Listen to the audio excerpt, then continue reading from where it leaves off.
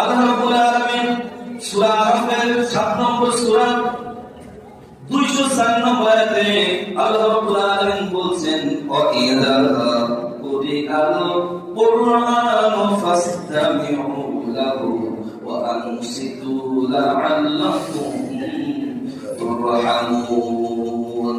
আল্লাহ রাব্বুল আলামিন বলছেন যখন তোমাদের সামনে আয়াত কোরআন পড়া হয় তখন মনোযোগের সাথে তা শোনো এবং চুপ থাকো, সম্ভবত এর মাধ্যমে তোমাদের প্রতি করুণা বর্ষিত হবে।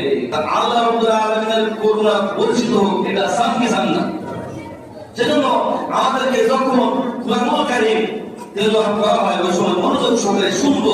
কুরআনুল কারীম যখন পড়া হয় এমনকি কুরআনের কথা যখন মানুষের সামনে যে কোনো মানুষ উচ্চারণ করে তখন তা মনোযোগ সহকারে শুনলে পরে আল্লাহ রাব্বুল আলামিন বলছেন সম্ভবত তোমাদের উপরে আল্লাহ রাব্বুল আলামিনের করুণা কি হবে?